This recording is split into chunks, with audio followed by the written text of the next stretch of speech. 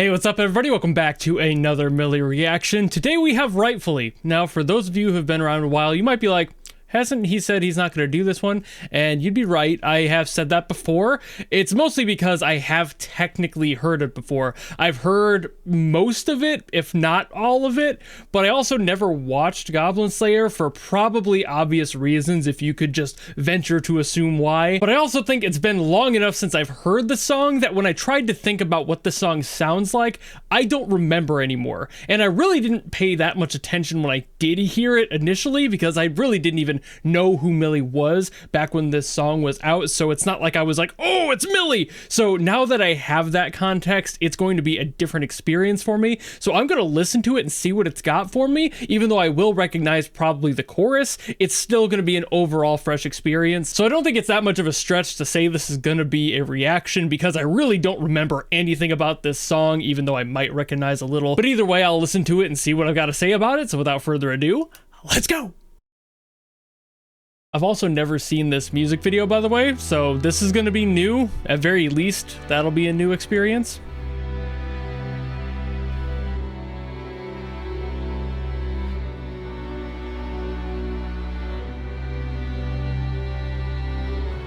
So far, I'm not remembering any of this, so maybe I haven't heard the full song.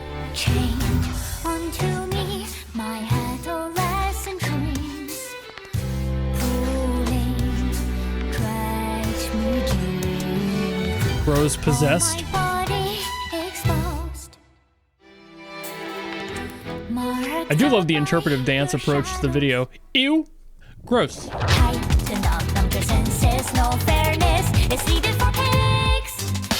So this is doing their more like cinematic approach, that sound.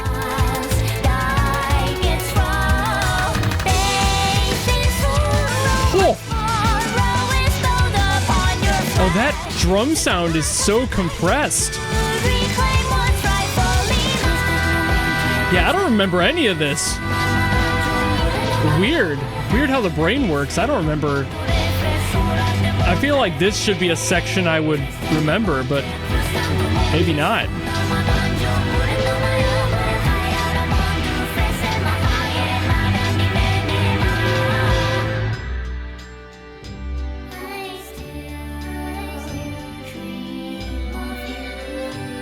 Ooh, nice separation on the voices there. Great panning.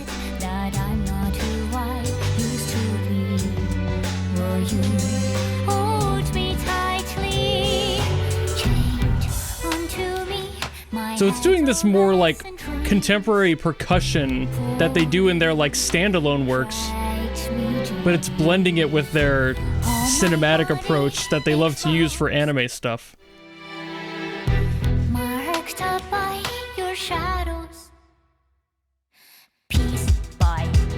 The tables turn and turn again in this eternal game. Biscuits with clotted cream and milk tea. Time to roll your D20. Gods nor demons ready to a defeat. I'm finding myself lost in it a little bit, but also I'm surprised that I'm not recalling any of this. I thought I would at least recognize something, but it's like I've never heard this before. Even though I know I've heard at least a little bit of it.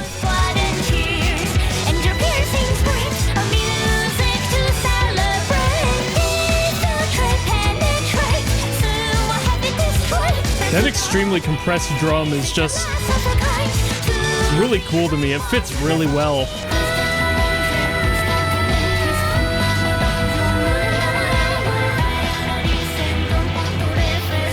I can't say I have any clue what's going on in the music video, but I'm probably missing some context there, potentially.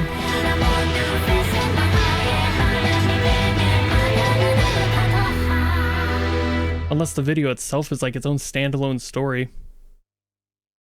In which case, bro got possessed by some ancient evil. Maybe there is a parallel there anyway. Okay, so the first thing I want to say is a clarification from what I said and alluded to in the beginning of the video, and I know some of you are probably going to be writing your comments if you haven't already, going, it only happens in the first episode, don't let it ruin it for you.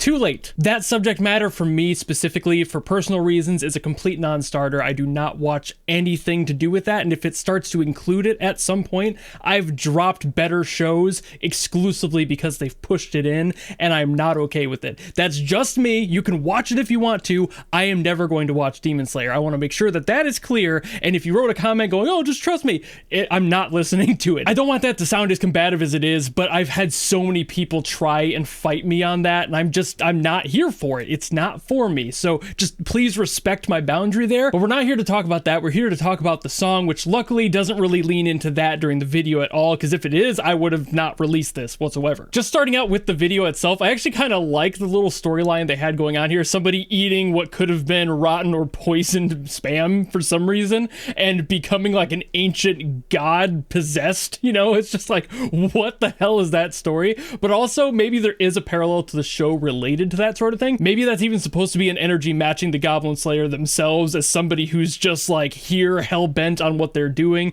Maybe that was the goal there. It could completely be something else, but I would not be surprised if that was the case. But I love the dancer and their performance. I love the choreography. It was like my sleep paralysis demon just getting jiggy with it in the corner of the room. So that was kind of fun, and I appreciate that and the story within it. But the music too. Like, I've listened to so many Mili songs at this point, so many of them, and I've heard their Mili-isms that they throw into everything. They definitely have a sound, most bands do, but I think what made this one so fun to me was because they were blending that contemporary and more like cinematic sound, like I had mentioned, where a lot of the time when they're doing like their own personal works, for their own releases, for their own albums, it's definitely more of the contemporary sound, something that's a little bit more specific to them, whereas when they get hired to do something for a game or especially anime, they tend to add a little bit more oomph to the production in general. Like, I'm not entirely sure even specifically what that oomph is. I think it's a little bit to do with the strings and just general production. They spend more time on the sound design, I think,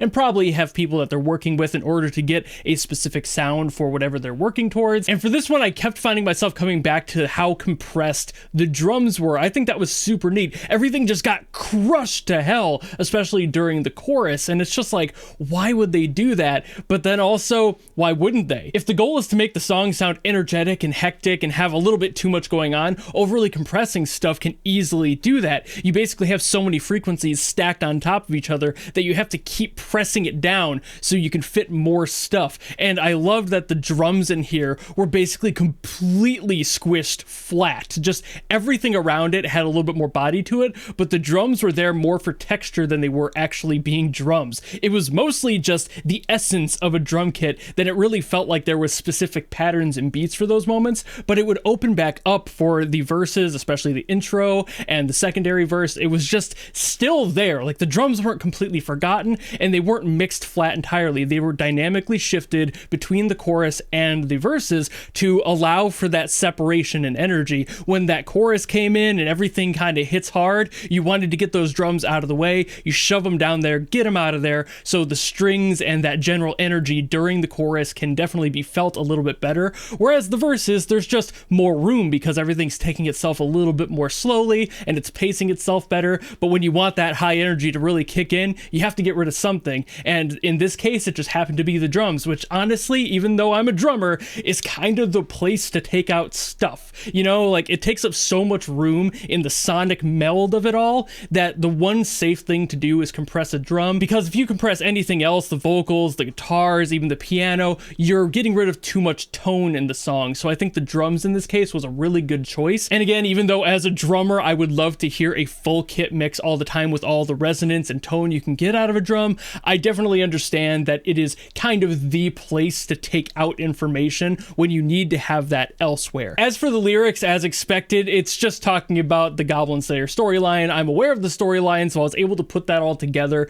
There wasn't really much else going on there, except I think there was this spot that was supposed to be Latin, but maybe it was one of like Mili's weird like conglomerate languages. Like, they just love to portmanteau a bunch of different languages together like a conlang and just make something out of that. It sounded like Latin at first, but then I realized there was just too much other stuff that's not Latin in there. So I figured it was just Cassie doing her thing and making the language up so she could talk about something kind of non-specific, fill up some space. And if you wanted attempted to decode what's there. You probably could. It would probably just take a while to figure out what languages are being used at what spots, and like a lot of the time they're just completely squished together, like half a word and then half of another language is a word. And of course Cassie is known for doing that, so I would not be shocked, but I'm also not going to try and figure out what any of that says. I'm just going to assume it has something to do with the Goblin Slayer storyline, because why wouldn't it? You know, all the rest of the lyrics are basically following that plot line, so why wouldn't the rest of it? But basically, aside from that, it was the usual Mili-isms. Like I said, they do everything very similar in their structure, and even though there are definitely outliers in their overall discography,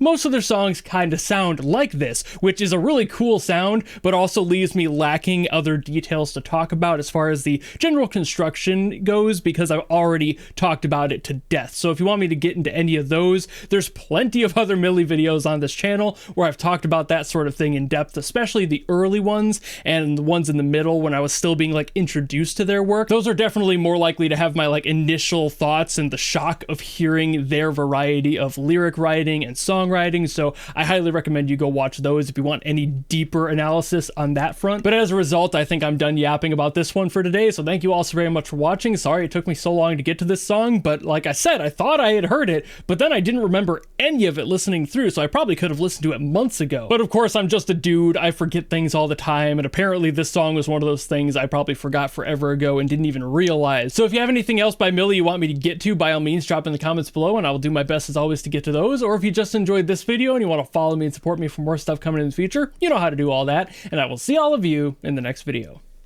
Goodbye!